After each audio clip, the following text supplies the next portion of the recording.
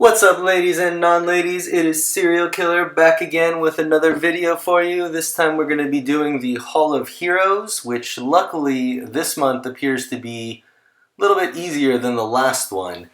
This is probably one of two videos I'm going to post for you guys. I may or may not actually record the other one, but I like this video because it is super safe, super reliable, and super obtainable. And it gets the job done relatively well. This is about 8 and change with this particular team. If I pull out Baretta and Basalt and put in Verde and Sigmarus, drops the runtime to about 6.5 minutes, and I don't have too many runs on it. The thing's only been open for about an hour and a half, but it seems basically 100%. So this weekend, I will be farming it with Verde and Sigmarus in there. I don't know if it's worth recording both videos, and frankly, doing it in 8 minutes with Baretta is probably better for most people than doing it in 6.5 with Verde, just because everyone has Baretta, or at least should have Baretta. So we'll go ahead and walk through this one, and I'll either just make a mention of the other team or actually record it separately for those of you who do have Verde. Now, the nice thing with this Hall of Heroes, I was actually a little bit worried, both before it actually happened and on my original B1 and B2 runs as I was unlocking B3, because of the monsters they chose. It ended up not being super scary, and I think this one's going to be good for getting a lot of people a lot of food. My worry was them having a lot of AoE armor breakers between all the different liches, and kind of throwing in a bunch of other shitty and annoying monsters to ruin our parade. They were pretty nice to us with the non-lich monsters. They didn't put total scrubs in, but we don't have 15 water mermaids sleeping the team forever. We don't have, people doing billions and billions of damage. In this particular comp right here, Baretta will die a couple times, and Bella will either die or get really low a couple times, but no real super threats. Frankly, they were really nice to us on this Hall of Heroes compared to the last one.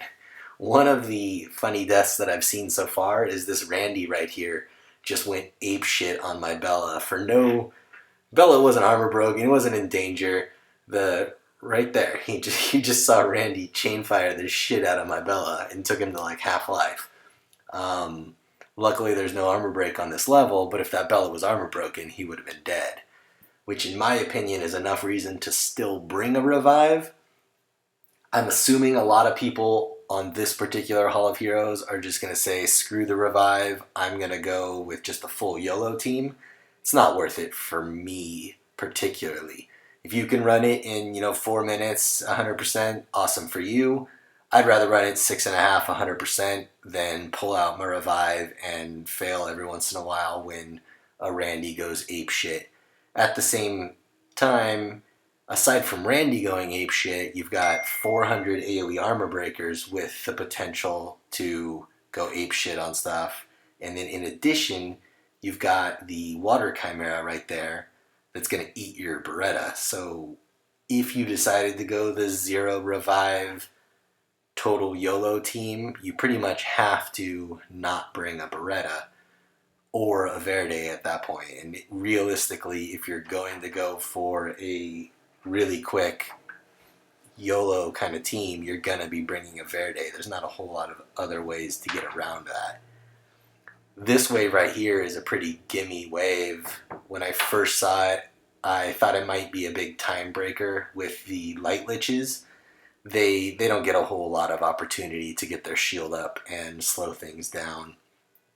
Really, I'm almost annoyed how much easier this one is. Not necessarily because this one's easy, but because it shines the light on how much harder the last ones were. That last one, the Wave 2 and the Wave 3 for the Undyne Hall of Heroes, that shit was brutal. And, I mean, this is like a walk in the park. We'll see how much I keep experimenting. I'm probably going to leave alone my current team and just run 6.5 minute 100% success teams all weekend with Verde and Sigmarus in here.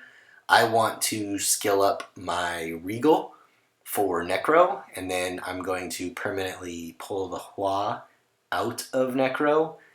And aside from skilling up the Rigel, which should be pretty easy because with the passive he's only going to need 8 or 9 of them, I'm probably going to try to get an additional large chunk in case I ever get a Fuco or a Dark Lich. I would like a Fuco as a farmer for Chiruka, and I would like to use a Dark Lich in a lot of places actually. If I got a Dark Lich, I would use him probably in addition to Rigel in Necro and a lot of other places. I would really like a Dark Lich.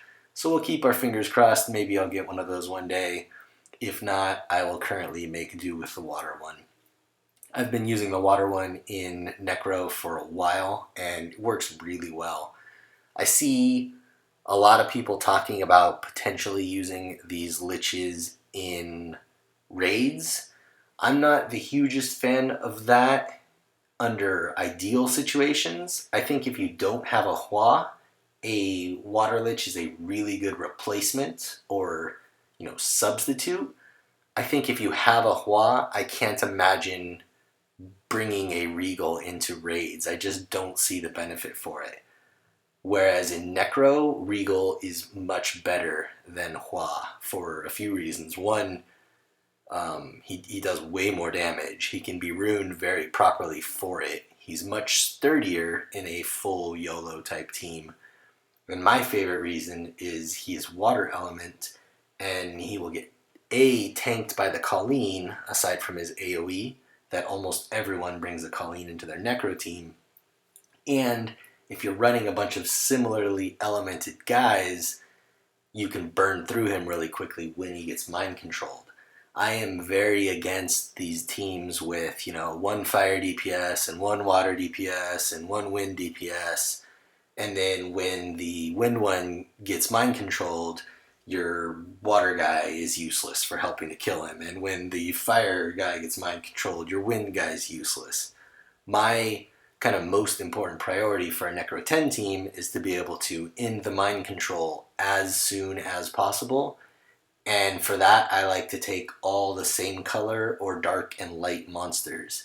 And it really doesn't get much better than Rigel, Saren, Sarah, Bella, and Colleen.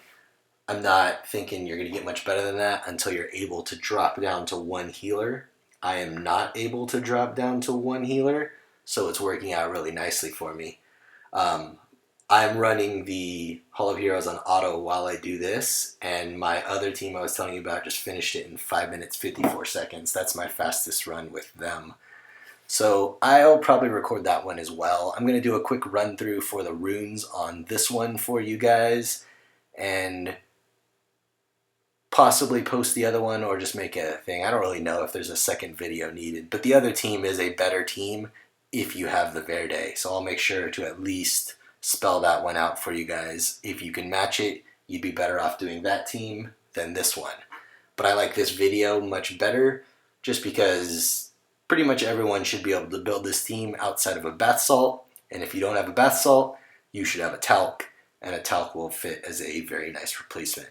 Alright guys, thank you very much for watching. Please like, comment, and subscribe. Have a good one.